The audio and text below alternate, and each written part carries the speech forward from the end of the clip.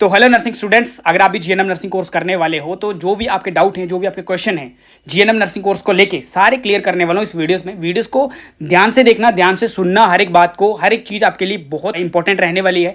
जितने सारे आपके क्वेश्चंस हैं, डाउट हैं, चाहे वो एडमिशन्स को लेके हों, कोर्स को लेके हों, या फिर आपके जितने सारे डाउट्स जॉब्स को लेके, सैलरी को लेके, स्कोप्स को लेके हों, या फिर आपका कॉलेज फ्रॉड हो या आईएनसी क्यों जरूरी है, कौन कौन सी चीज़ें आपको फेस करनी पड़ सकेंगी, सारे जो है जवाब जो है, सारे उनके जवाब जो है इस वीडियोस में मैं देने वाला हूं। तो वीडियोस को एंड तक जरूर देखना। सबसे पहले बात करेंगे हम एडमिशन्स के बारे में, यानी कि जीएनएम नर्सिंग कोर्स अगर आप करने का सोच रहे हो तो आपको एडमिशन तो लेना पड़ेगा। सबसे पहले एडमिशन्स में सबसे पहले बात करेंगे, आपकी 12th जो है वो क्लियर होनी चाहिए। आपकी 12th क्लियर होनी चाहिए। मिनिमम मार्क्स आपके 12th में जो 45% से लेके 50% होने चाहिए। अब बच्चों को डाउट रहता है कि 12th में अगर मेरे आर्ट्स हैं तो मैं एडमिशन ले सकता हूँ, मेरी फिजिक्स केमिस्ट्री बायो नहीं थी या फिजिक्स केमिस्ट्री मैथ नहीं था तो मैंने आर्ट्स से किया हुआ, तो आप भी एडमिशन ले सकते हो। ठीक है, आपके मिनिमम मार्क्स मैंने आपको बता दिए इतने। अगर आपको लेना है गवर्नमेंट कॉलेज, तो अगर आपके स्टेट में एंट्रेंस टेस्ट होता है तो आपके लिए मार्क्स जो काफ़ी हैं। लेकिन अगर आपके स्टेट में एंट्रेंस टेस्ट नहीं होता, आपकी काउंसलिंग होती है डायरेक्ट, अगर आपको कोर्स मिलता है तो गवर्नमेंट कॉलेज जो है वो आपको जो अगर चाहिए तो ये मार्क्स आपके लिए अच्छे नहीं हैं, क्योंकि मार्क्स वहाँ ज़्यादा होंगे तो ही आपका नाम जो मेरिट लिस्ट में आएगा। तो इसलिए अगर आप गवर्नमेंट कॉलेज लेना चाहते हो, अगर आपकी स्टेट में एंट्रेंस टेस्ट होता है तो मेहनत करो।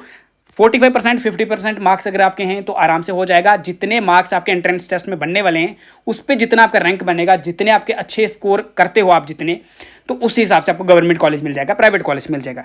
अब गवर्नमेंट कॉलेज और प्राइवेट कॉलेज में डिफरेंस क्या है? डिफरेंस सबसे बड़ा जो है वो है आपका फ़ी को लेके। बाकी अगर आप प्राइवेट से करते हो डिप्लोमा या गवर्नमेंट कॉलेज से कर रहे हो तो आपको कोई दिक्कत नहीं है। इसमें ये नहीं है कि आप गवर्नमेंट कॉलेज से किया तो आपको ज़्यादा प्रायोरिटी में रखा जाएगा, ऐसा कुछ नहीं है।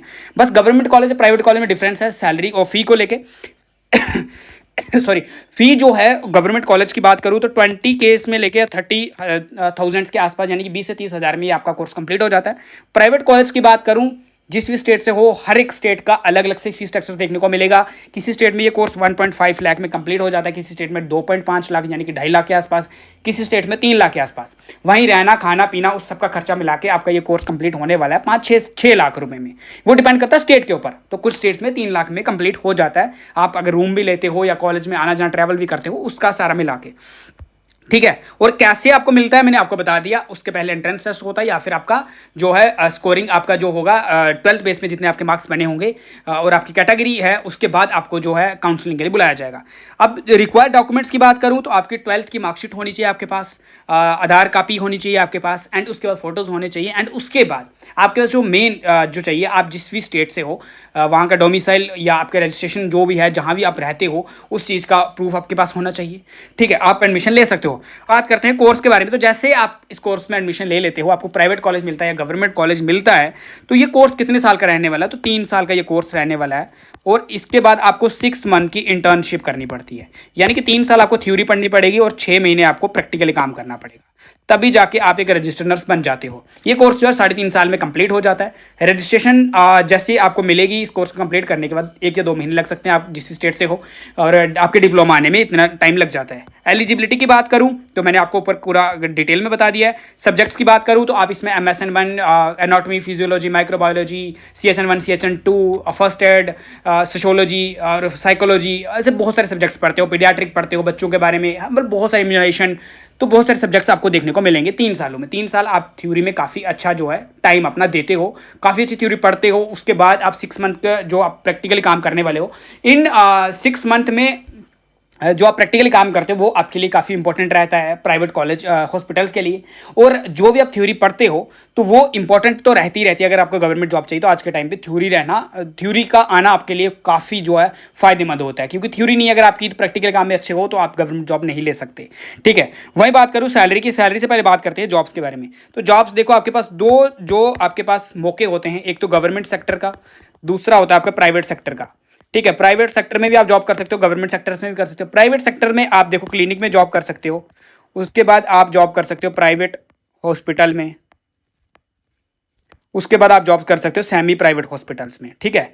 सेमी प्राइवेट हॉस्पिटल्स में सैलरी आपको अच्छी खासी देखने को मिलती है। वहीं आपको जो है प्राइवेट जो क्लिनिक में वहाँ सैलरी आपको कम देखने को मिलेगी। उससे अच्छी सैलरी आपको प्राइवेट हॉस्पिटल्स में, उससे अच्छी सैलरी आपको सेमी गवर्नमेंट प्राइवेट हॉस्पिटल्स में। तो वहीं गवर्नमेंट की बात करूँ तो CHC में, PHC में, तो उसके बाद आपका जो सब सेंटर है, सब डिस्ट्रिक्ट है हॉस्पिटल्स, जो GMC है, यहाँ आप जॉब कर सकते हो। उसके बाद सेंट्रल लेवल ESIC हो गया, DSSS हो गया, उसमें भी आप जॉब कर सकते हो। वहाँ की सैलरी जो सेंट्रल लेवल की है वो अच्छी खासी सैलरी आपकी 50,000 से स्टार्ट हो जाती है।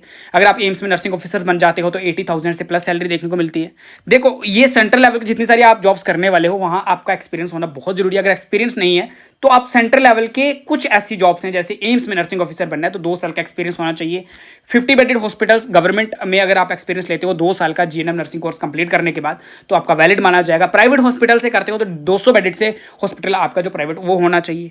तो यहाँ CHC PHC में अगर आपकी जॉब लग जाती है unit staff nurse, senior staff nurse, तो आपकी सैलरी जो TAD डाल के आपकी स्टेट के हिसाब से 30,000 से लेकर आपकी 50,000 के बीच में सैलरी देखने को मिलेगी। जैसे जैसे आपकी जॉब का टाइम बढ़ता जाएगा वैसे वैसे आपकी सैलरी बढ़ती जाएगी। वहीं प्राइवेट की बात करूँ तो प्राइवेट में देखो, क्लिनिक्स में सबसे पहले बात करूँ तो आपकी सैलरी जो है 5,000 से लेकर 10,000 के बीच में रहने वाली है। वहीं अगर आप प्राइवेट हॉस्पिटल्स में जॉब करते हो तो वहाँ आपकी सैलरी जो है 10,000 यानी कि 10,000 से लेकर 12,000 के बीच में रहने वाली है। वहीं सेमी प्राइवेट हॉस्पिटल्स में जॉब करते हो, जैसे मेदांता में, मैक्स में, अपोलो में, नारायणा हॉस्पिटल्स में, वहाँ आपकी जो सैलरी है वो स्टार्टिंग ही देखो 21,000 से स्टार्ट हो जाएगी। एक्सपीरियंस के हिसाब से सैलरी बढ़ती जाएगी, तो अच्छी खासी सैलरी आपको सेमी प्राइवेट हॉस्पिटल्स में देखने को मिलती है। बट उसके पीछे आपकी थ्योरी काफ़ी अच्छी होनी चाहिए। आपने जो अपनी थ्योरी पे जो टाइम दिया है कॉलेज टाइम पे, वो आपकी मजबूत होगी तो आप यहाँ पे आराम से इतना अच्छी सैलरी ले सकते हो प्राइवेट हॉस्पिटल्स में जितनी कि आपको गवर्नमेंट हॉस्पिटल में मिलने वाली है। तो प्रैक्टिकली काम का भी आना बहुत जरूरी है प्राइवेट हॉस्पिटल्स के लिए। तो वहीं अगर गवर्नमेंट में जॉब चाहते हो तो अपनी थ्योरी को स्ट्रॉन्ग बनाओ। प्रैक्टिकली कम भी आता है तो चल जाएगा, लेकिन आपकी थ्योरी स्ट्रांग होनी चाहिए। अब अगर आपको गवर्नमेंट में जॉब नहीं करनी है, प्राइवेट में नहीं करनी है, फॉरेन में नहीं जाना है, तो आप टीचिंग सेक्टर में भी जा सकते हो।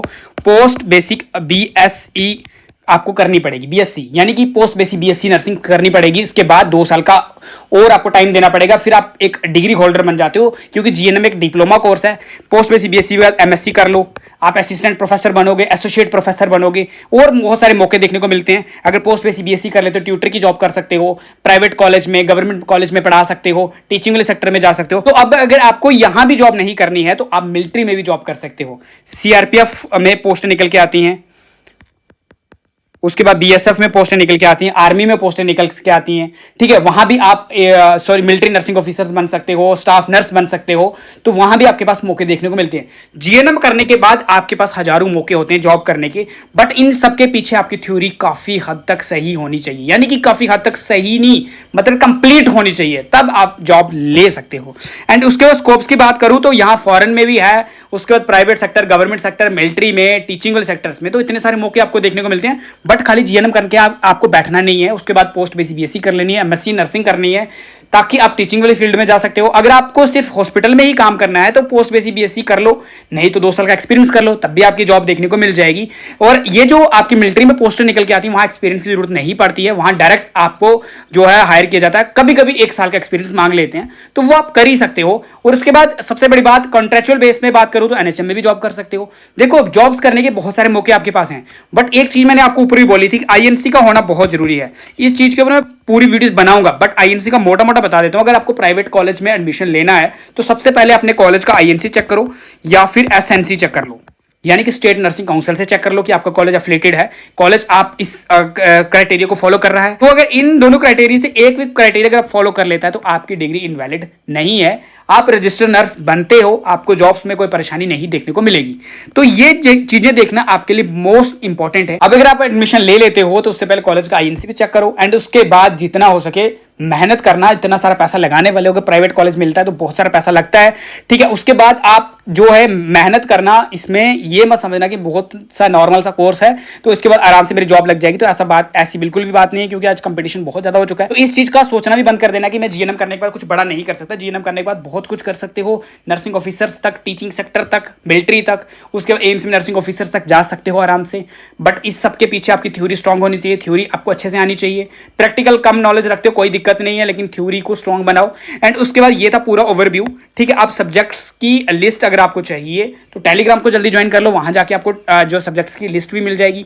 एंड उसके बाद सोशल मीडिया पे भी जाके, मेरे इंस्टाग्राम पे जाके मुझे कमेंट कर सकते हो, मैसेज कर सकते हो, कोई डाउट है क्लियर आपका कर दूंगा। अब यहाँ भी अगर आपको जीएनएम को रिलेटेड कोई टॉपिक बचा है जिसके ऊपर अगर आपको कोई डाउट चल रहा है तो आप मुझे पूछ सकते हो, ठीक है। जॉब, सैलरी, स्कोप सब मैंने जो डिटेल में बताया, बट ये किसी एक स्टेट का नहीं बताया, मैंने इसमें फिक्स नहीं बताया, मैंने इसको ऑल स्टेट्स को इंक्लूड किया है। अगर आपकी सैलरी यहाँ 5,000 तो किसी स्टेट में 7,000 भी हो सकती है, 10,000 भी हो सकती है, इस चीज़ के ऊपर आप नहीं जाना। बट ये मैंने मोटा मोटा एक स्टेटमेंट दिया है आपको, ये एक्सपीरियंस के हिसाब से किया है, क्योंकि मैंने भी स्टार्ट जीएनएम से किया था। तो अगर आपको और कुछ डाउट है तो कमेंट सेक्शन में पूछना। नेक्स्ट वीडियोज में बारे में, कोर्स के बारे में बताने वाला हूँ। बीएससी नर्सिंग हो गया, इसके बाद आप प्राइवेट सेक्टर से गवर्नमेंट सेक्टर्स में कहाँ कहाँ जॉब कर सकते हो, तो क्या क्या स्ट्रैटेजी अपनानी पड़ेगी, सारे डिटेल में बताने वाला हूँ। तो तब तक के लिए मुझे सब्सक्राइब कर लेना।